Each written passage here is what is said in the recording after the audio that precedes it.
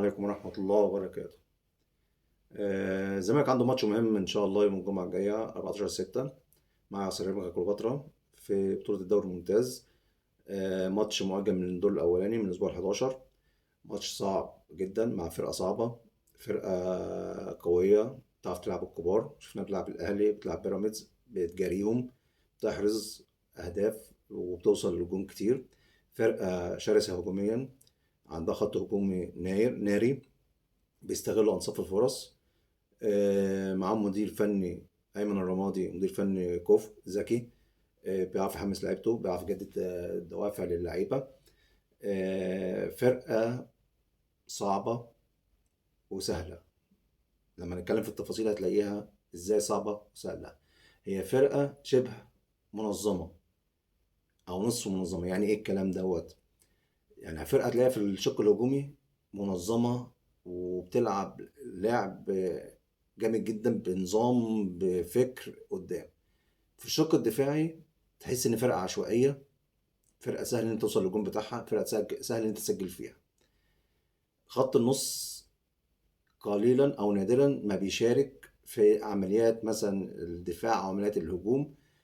تحس ان هو بيلعبوا بخطين، خط هجومي وخط دفاعي. خط النص دوت قليل الوجود، لان هو لما نيجي نشرح هوريك ازاي ان هما خطين، خط هجومي وخط دفاعي.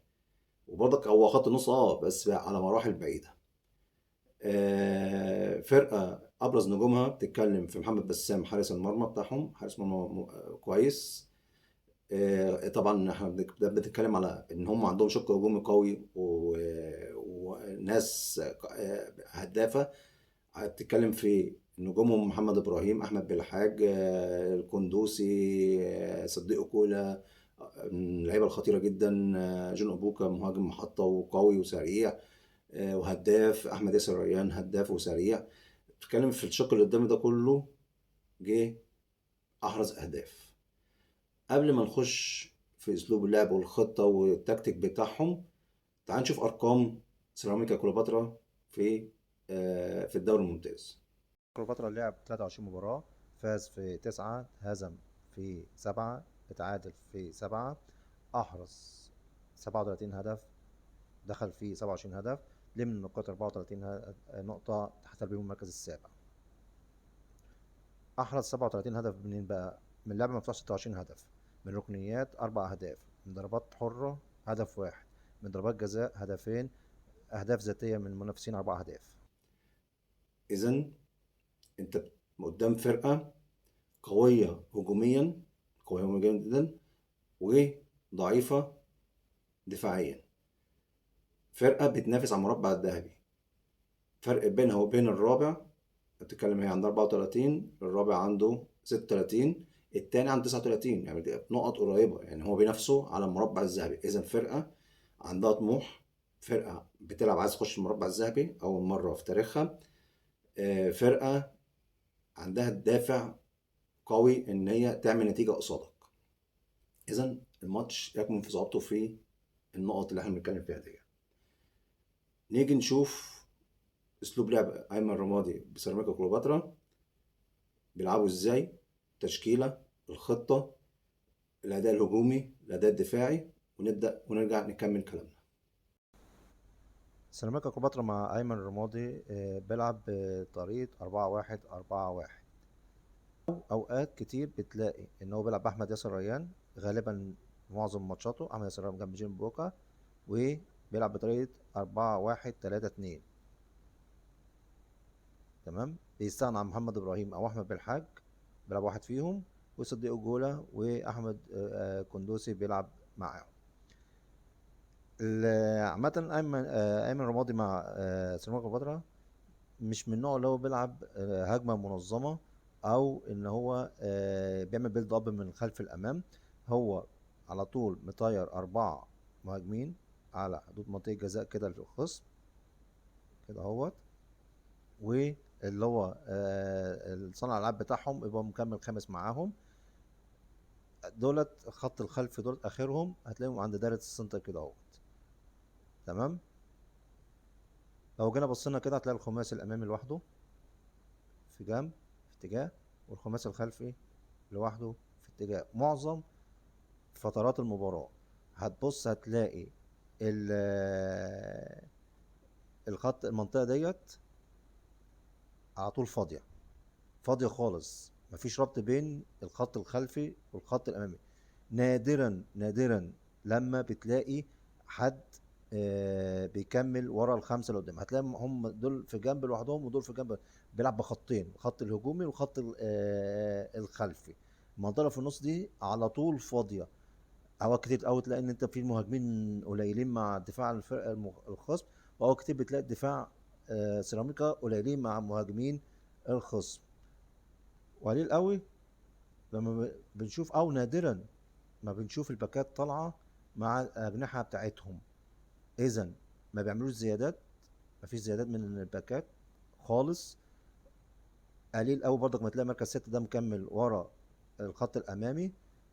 اذا انت بيلعب بخطين، خط هجومي وخط دفاعي في معظم اوقات المباراه. خط النص دوت معزول، بيعتمد على الكرات الطوليه، الكرات البينيه، بيعتمد على الشغل بتاعه اللي هو ايه، الكرات الطويله ديت. هتلاقي على طول كرات طويله للمهاجمين، الانطلاقات، هم عندهم انطلاقات سريعه. الرباعي اللي قدام دولت سواء صديق جولا، بوكا، احمد بالحاج، قندوسي، احمد ياسر ريان، هتلاقي ايه، كل ده طويل، يا اما من الخط الخلفي او مركز 6، او بينيات من صانع الالعاب بتاعهم اللي هو محمد ابراهيم او بالحاج. هتلاقي كل شغلهم اللي هو، هتلاقي دول انطلاقات انطلاقات انطلاقات مع لا مركزيه من الرباعي الامامي. هتلاقي دوت داخل مكان ده، ده جاي مكان ده، ده مكان ده. هتلاقي ايه، هم على طول بتبادل المراكز مع بعض، بس كلهم عندهم سرعات. جون اوبوكا محطة قوية جدا، بيعرف يستلم تحت ضغط خصم، عنده سرعات، عنده قوة بدنية. كلهم هدافين، كلهم بيعرفوا يسددوا مجرد ما بيشوفوا مرمى الخصم. عندهم التسديد عالي جدا، وبيسددوا من زوايا ضيقة جدا، ما تتوقعش بيسددوا منين. اذا هم بيعتمدوا على اللعب الطويل والبينيات وسرعات الخط الامامي. نتكلم على الجانب الدفاعي بتاع سيراميكا كليوباترا، هتلاقي هو بيعتمد على ان هو بيعمل ضغط عالي قوي. هتلاقي مطرح ما الكوره موجوده، تمام، بيضغط بالرباعي ووراهم الخامس بتاعهم دوت، واوقات بيضم عليهم السادس هنا اهوت. بي- بيقفلوا على المكان اللي فيه الكوره، بيعملوا ضغط عالي قوي. بيحاولوا يغلطوا المنافس، بيحاولوا يمنعوا المنافس بالطلوع بالكوره بسهوله. بس مشكلتهم ان هو كلهم بيتجمعوا ناحية الكورة. فانت لو اي فرقة بتعرف تطلع بالكورة بسهولة، هتلاقي في مساحات سهلة جدا ان انت تضربهم فيها. في المنطقة دي مثلا هتلاقي الايه، وبص هتلاقي الحتة دي كلها فاضية. مجرد ان انت لو طلعت الكور على المناطق ديت كده اهو، او كده اهو، تمام، ضربت الخمسة ستة اللي موجودين في الضغط المتقدم دوت. وبرضك في احيان كده هتلاقي برضك ان هما بيعملوا ضغط متوسط من نص الملعب.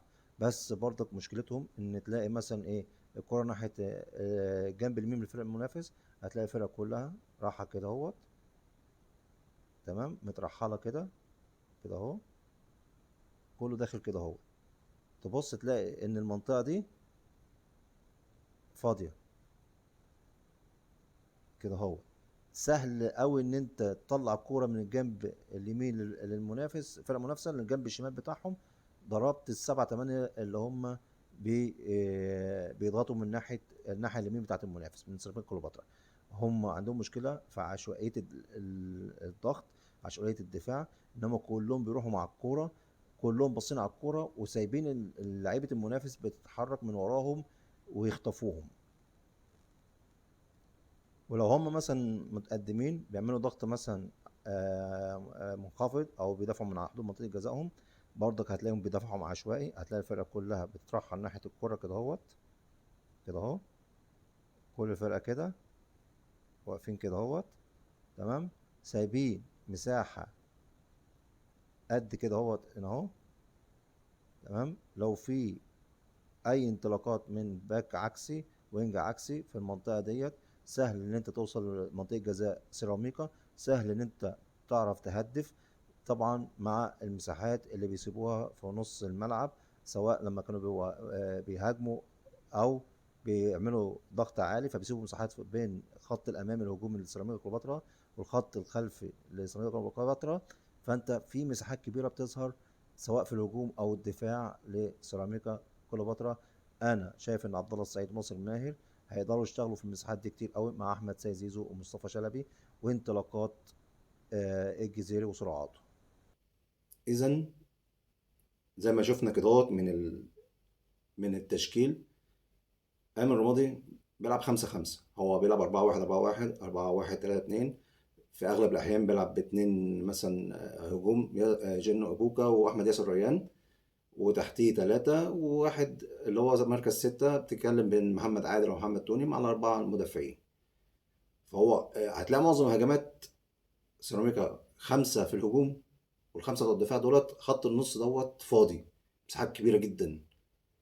المساحات ديت انت الكرة لو اتقطعت من سيراميكا كليوباترا، هتلاقي لو انت عبد الله السعيد وناصر ماهر واحمد سيد زيزو، المساحة الكبيرة في نص الملعب ديت هتلاقي فيه انطلاقات كتير. هتلاقي نفسك انت بتروح على الجون بتاعهم كتير.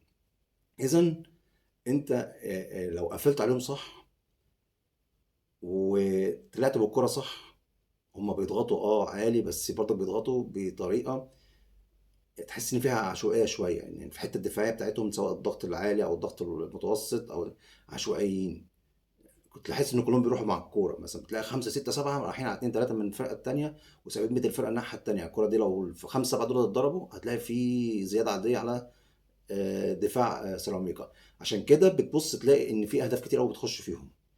بس هم في الجزء الهجومي شرسين جدا. بتتكلم في اربع خمس لعيبه بيبقوا على عند منطقه الجزاء او جوه منطقه جزاء الخصم، وهو بتخش السته. يعني قليل اول ما تلاقي سته، وقليل اول لما تلاقي الباكات طالعين. يعني الباكات ما بيشاركوش في الهجمات بتاعه سيراميكا. اذا زي ما هم عندهم قوه هجوميه، عندهم ضعف دفاعي جدا، زي ما شفنا في الفيديو بتاع الخطط بتاعتهم. نتكلم في نقاط الضعف، القوة والضعف بتاعتهم. هنبتدي من نقاط القوة. طبعا زي ما احنا شفنا كده من الإحصائيات ومن الفيديو ومن التشكيل ومن الأداء، نقاط القوة بتكمن في الخط الأمامي، الخط الهجوم بتاع سيراميكا. خط هجوم بيستغل أنصاف الفرص. خط هجوم أول ما بيشوفوا المرمى أو بيشوفوا المرمى قدامهم بيصوبوا على طول. عندهم ميزة التصويب، عندهم ميزة تهديف. كور عرضية على طول على الأرض. تلاقي أربعة خمسة جوه منطقة الجزاء، انطلاقات بينيات سرعات. الخط الهجومي دوت لو ما عملوش حساب، لا هم فرقة ما بتشوف الجون، لا هم شرسين على الجون، شرسين جدا على الجون. بس في الكور المتحركة، الكور اللي هي فيها لعب، الكرات الطويلة، الكورات البينية، هم يوصلوا منطقة جزاء الخصم خطيرين جدا. بس برضه بتحس ان هو اوقات كتير قوي بيوصلوا باعداد قليله، اربعه خمسه بس اللي هم اللي موجودين، مفيش مسانده من ورا من نص الملعب. قليل او نادرا ما بتلاقي اي مسانده جاله من ورا، سواء الباكات او مركز سته بتاعهم. تلاقي الفراغ كتير قوي بين الخط النص وخط خط الدفاع وخط الهجوم. فانت مساحه كبيره قوي عشان يوصلوا من هنا لهنا. فعشان كده ما بيلعبوش على الهجمه المنظمه. قليل قوي بيلعبوا على الهجمه المنظمه. كل كراتهم طويله او بينيات، لو سواء محمد ابراهيم او احمد بالحاج، كلهم عندهم ميزه دخول منطقه جزاء الخصم، كلهم عندهم ميزه التصويب، كلهم عندهم ميزه التهديف. اذا هم نقاط القوه بتاعتهم تكمن كلها في في خط الهجومي. حارس المرمى بتاعهم محمد بسام 50 50. ماتشات قوي تلاقيه عالي جدا ويطلع كور صعبه جدا، وماتشات كتير قوي يبدا يوقع فرقته او النتيجه بتبقى عن طريق محمد بسام. ده شفناه في ماتش انبي، يعني كورتين منه بهدفين. انبي طلع كسبان الماتش بعد ما كان سيراميكا كسبان 2-0، طلع انبي كسبان 3-2. نقاط الضعف بتاعتهم طبعا نقاط القوه برضه كان كملها، ان هم بيعملوا ضغط عالي حلو. يعني بيضغطوا على الفرقه اللي قصادهم كويس. لو فرقه ما بتعرفش تطلع بالكوره، هم بيعرفوا يضغطوا على 2 3 مثلا، بيقفلوا المزاوية على 2 3. لو فريق ما بتعرفش تضغط على الكورة هيقطعوا الكورة ويروحوا يجيبوا أهداف. السرعات بتاعتهم عالية جدا. نبص على نقاط ضعف، زي ما قلنا ان الضغط بتاعهم العالي. نقاط قوة عندهم هو نقطة ضعف برضك عندهم، لأنهم بيضغطوا بالأربعة خمسة، أو أوقات مثلا لو السادس ده نادرا ما بيطلع معاهم. هتلاقي مثلا ضاغطين على مساحة معينة في الملعب، على اتنين تلاتة منهم، وسايبين بقية الملعب فاضي. لو واحد ممرر من ورا كويس ضرب الخمسة ستة اللي ضاغطين على الضغط العالي دولت، أصبحوا من بره اللعب، هتلاقي نفسك أنت عامل زيادة هجومية على سيراميكا. دفاعيا لما بيجي مثلا تبص بيجي يضغطوا مثلا او بيجي يدافعوا على الكوره، بتلاقي سبعة تمانية رايحين على الكوره، على الجنب اللي فيه الكوره، وسايبين الناحيه التانيه. فهتبص هتلاقي ايه، نص ملعب او جنب كبير شارع في سيراميكا كليوباترا. اي باك اي وينج جاي طاير من ورا هتلاقيه طالع لوحده، مفيش حد بيقابله. عندهم مشكله في التغطيه العكسيه من الباك، هتلاقي اي وينج جاي عكسي او اي باك جاي عكسي بيبقى جاي فاضي داخل منطقه جزاء فاضي، سهل قوي ان انت لو الكره اترفعت عليه يحرز اهداف. عندهم مشكله في الارتداد الدفاعي، انت الكره لو عدت من نص ملعب اللي هو النص الهجومي او الشق الهجومي بتاع سيراميكا، لو اتمررت منهم صح، ضعاف او بطاء في الارتداد الدفاعي. هتلاقي مثلا لو انت رحت على الجون بسرعه هتوصل بعدد كويس بزياده على الدفاع بتاعهم. لما بتضغط عالي على الدفاع بتاعهم، هم فكروا يطلعوا بالكوره كهجمه منظمه، لما تضغط على الدفاع بتاعهم الباكين السنتر باكات بيغلطوا، بيتقطع منهم كور كتير. منها بيراميدز احرز هدف وكان ممكن يجيب اكتر من جون. انبي نفس الحوار. انا جبت الملخص بتاع انبي والجيش وبيراميدز. اذا لما بتضغط على خط دفاعهم هم بيغلطوا كتير وبتقطع منهم كور كتير، او بيطفشوا بطريقه غلط.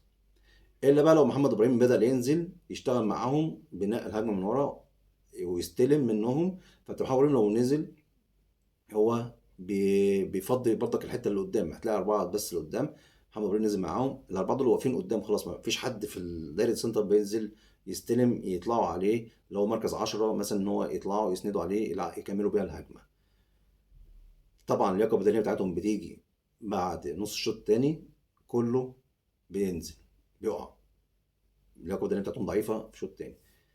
العرضيات سواء ليهم او عليهم هم كارثه في العرضيات. سهل قوي تجيب منهم اهداف من كور عرضيه، سواء متحركه سواء كور ثابته فاولات حوالين منطقه الجزاء، او ضربات ركنيه. شفنا انبي احرز الثلاث اهداف بتاعته من كور عرضيه، كوره متحركه وفاول من نص الملعب وضربه ركنيه. الجيش كان ممكن يحرز اكتر من هدف من ضربه ثابته. بيراميدز كان ممكن يحرز اكتر هدف من كور متحركه او ثابته. اذا هم عندهم مشكله كبيره في الضربات الثابته اللي عليهم. واللي ليهم برضك هم قليلين قوي في احراز الاهداف من الكور الثابته او الكور العرضيه، الاوفرات الكورسات العاليه. هم كل الكورسات بتاعتهم ارضيه، ان هم بيخشوا 18 او منطقه جزاء الخصم بيلعبوا كور ارضيه اللي هي البرازيليه اللي بيقولوا عليها ديت. مستغلين بقى ايه، انطلاقاتهم سرعاتهم، اللي جاي من ورا الداخل بيشوط على طول. هم جايبين 4 اهداف من ضربات ركنيه بس، وهدف من ضربه ثابته، يعني 5 اهداف من الاهداف كلها اللي جايبينها من كرات ثابته. كل اهدافهم من كور ملعوبه. حتى ممكن تلاقي ايه هدفين من ضربه جزاء واربعه من اهداف شخصيه ذاتيه من الفرق اللي قصادهم. اذا هم في الضربات الثابته هجوميا ودفاعيا او كروسات ضعاف فيها. قلنا الارتداد بتاع المدافع ضعيف.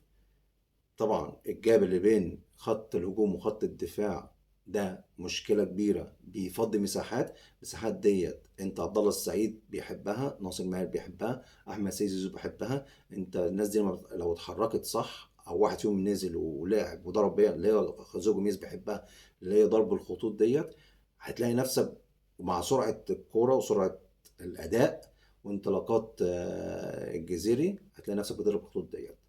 خط دفاعهم بطيء جدا، دي اللي يحبها الجزيري.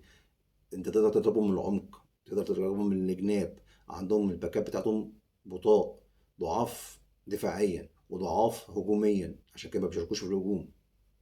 طبعا سيراميكا كليوباترا افتقد لاعب مهم، الباك ليفت بتاعهم محمد شكري، اللي جاله رباط صليبي، نتمنى له الشفاء.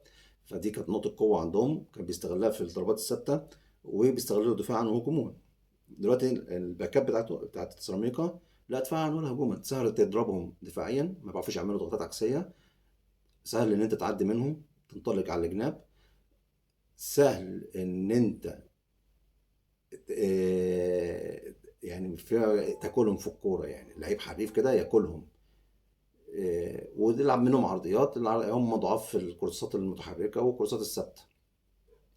إذا أنت لو استغليت صح نقاط الضعف بتاعتهم، المساحات اللي في نص الملعب الكبيرة اللي معتمدين عليها، اللي هما بيسيبوها يعني عامة، وأمنت دفاعك قدام السرعات الرهيبة والانطلاقات الرهيبة والقوة الهجومية بتاعت سيراميكا، هتلاقي نفسك انت الماتش بيتسهل عليك. وبعدين انت ايه، سيراميكا برضك من النوع اللي هو ايه، لو دخل في جون بينطلق بقى، عارف بيرمي 6 مهاجمين بقى قدام. بس كل عيبه بقى ان هو بالستة قاعدين على خط واحد، واقفين كلهم على خط واحد. مفيش حد اللي هو في نص الملعب بيبدأ يلعب طول عليهم، بيلعب طول عليهم. مفيش حد في نص الملعب اللي هو يستلم ويسلم ويطلع ويوقع. في مشكلة في نص الملعب عندهم في الطلوع بالكورة. هو عامل خط هجومي وخط دفاعي، خط النص دوت نادرا لما بيشارك في الهجمات او ان انت بتعرف تطلع عليه بالكورة.